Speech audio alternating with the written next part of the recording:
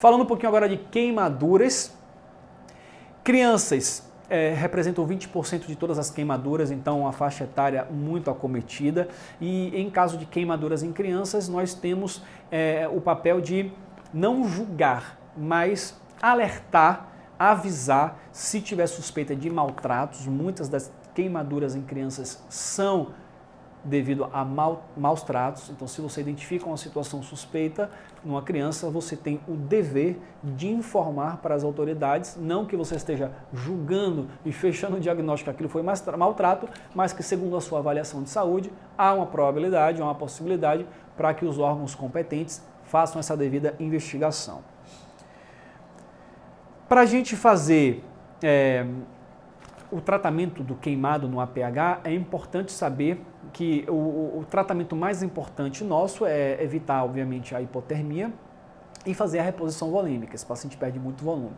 Para isso, a gente precisa mensurar quantos % da superfície corporal foi queimada com lesões de segundo grau, terceiro grau, lesão de segundo grau em diante, porque isso vai entrar no cálculo, na fórmula de Parkland, que vai dizer quanto de volume eu vou fazer para esse paciente.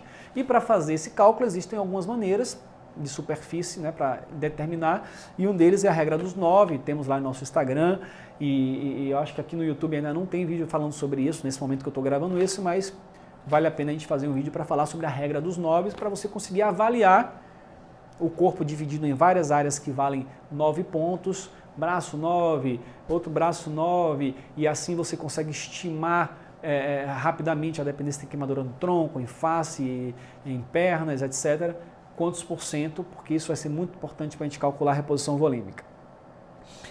Pacientes com inalação de monóxido de carbono, queimaduras, incêndios, muita fumaça, esses pacientes que inalam o monóxido de carbono, a gente perde o parâmetro da saturação de O2.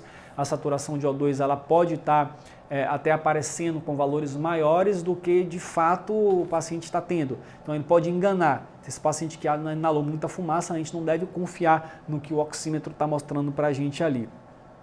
E aqui é importante para a gente tratar esses pacientes com inalação de monóxido de carbono, O2 em alto fluxo aí por no mínimo 40 minutos, realmente a gente vai ter que substituir esse monóxido de carbono que está ali acoplado na hemoglobina por O2 que vai ter que vir substituí-lo. E aí por isso que a gente tem que repor realmente O2 em alto fluxo por períodos prolongados. Esse é o melhor tratamento, cuidar aí da via aérea desse paciente da ventilação.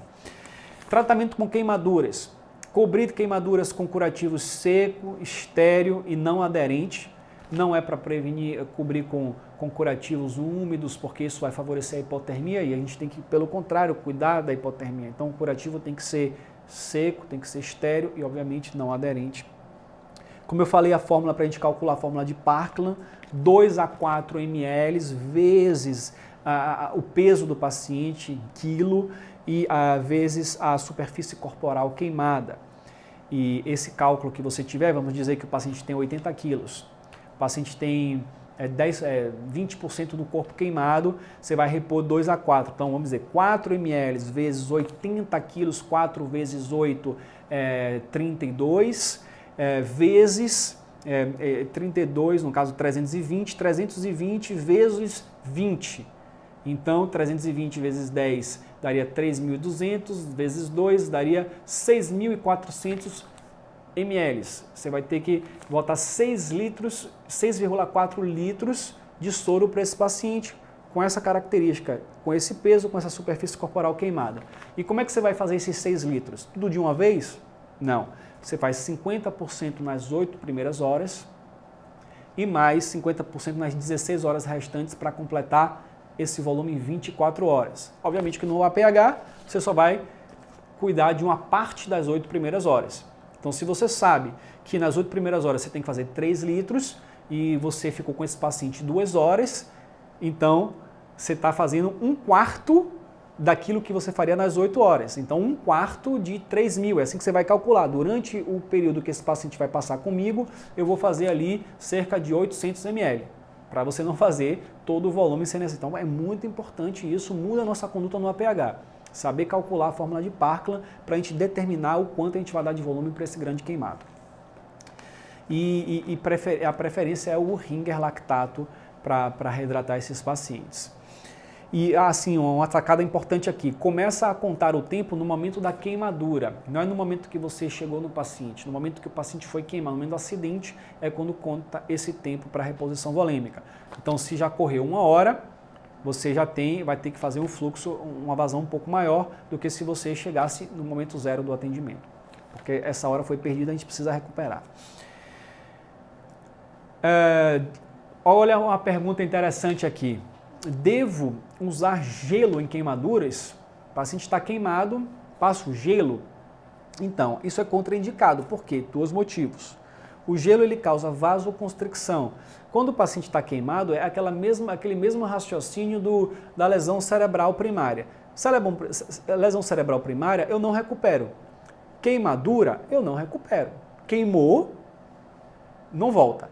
Agora, toda aquela área adjacente que está quente, que muitas vezes está hipertérmica essa área, e ela pode estar aumentando essa queimadura. Então, as minhas medidas é para resfriar esse corpo, para evitar que essas outras células morram também e que essas queimaduras aumentem a superfície corporal queimada. Se eu uso gelo, eu faço vasoconstricção, eu diminuo o aporte sanguíneo para esse coração, consequentemente vai fazer também hipotermia, e aí eu vou aumentar a área queimada. Então não é gelo, é água corrente, se precisar ser feito como medida de primeiros socorros, né, em casa, para resfriar o local, água corrente. Mas nós no APH não vamos fazer água corrente nos pacientes, nós vamos cobrir a lesão com curativos secos, estéreis, não aderentes e fazer reposição volêmica nesses pacientes.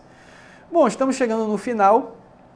Agora o módulo de múltiplas vítimas em massas, que eu tenho um vídeo já aqui no canal, então você pode dar uma olhadinha em nossos vídeos de MV, tem vídeo de Tauá, então não vou entrar muito em detalhes disso aqui. RCP no trauma, que foi um dos últimos módulos que Rani deu aqui pra gente.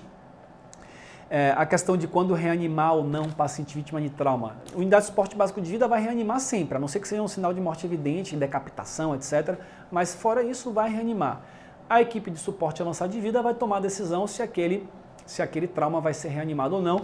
O PHTLS ele bota lá no protocolo, se o trauma foi presenciado, você vai reanimar por 15 minutos, o paciente não voltou após 15 minutos, você pode tomar a decisão de parar, isso é para suporte avançado, não é para suporte básico de vida, tá? É o médico que toma essa decisão.